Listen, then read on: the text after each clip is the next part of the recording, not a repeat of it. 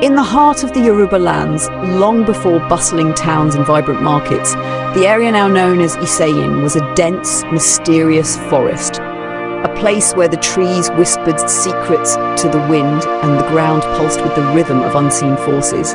It was said that only the brave dared to enter this forest, for it was home to both wonders and terrors.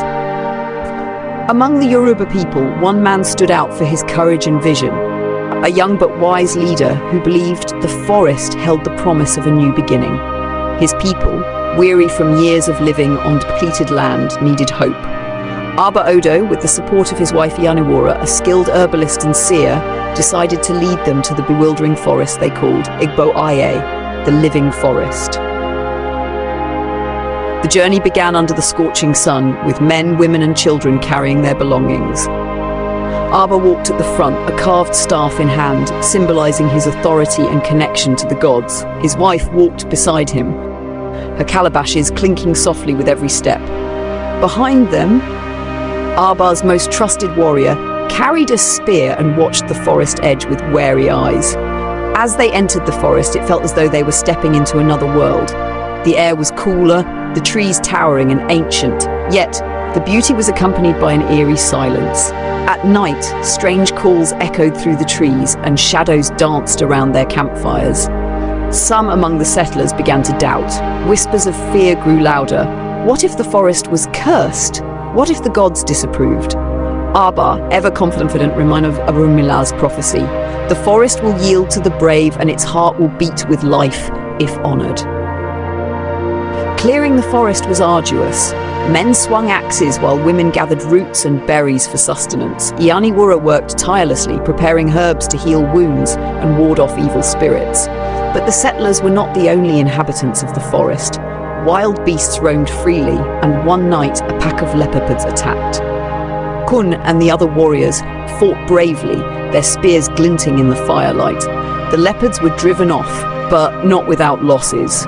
It was a painful reminder that their new home would not be won without sacrifice.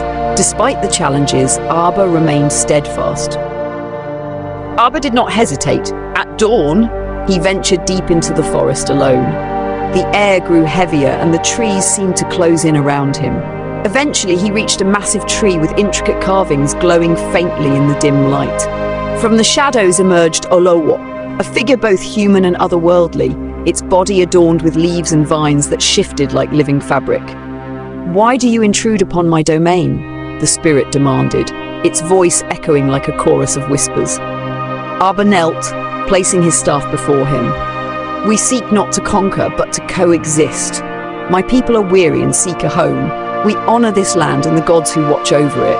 Olojuwot studied him for what felt like an eternity before speaking. "To take from this land is to protect it. Honor it and it shall provide. Betray it and it shall consume you." As the settlers began to flourish, news of their success reached Adigboye, a neighboring chief.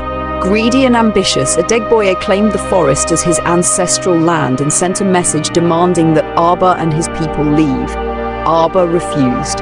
"We have tamed the forest with our sweat and blood. This land is ours." Enraged, Adigboye gathered his warriors for battle. The clash was inevitable. Adigboye's warriors, clad in war regalia, advanced on the newly built settlement. Aaba and Arekun rallied their own warriors, their spears and shields ready.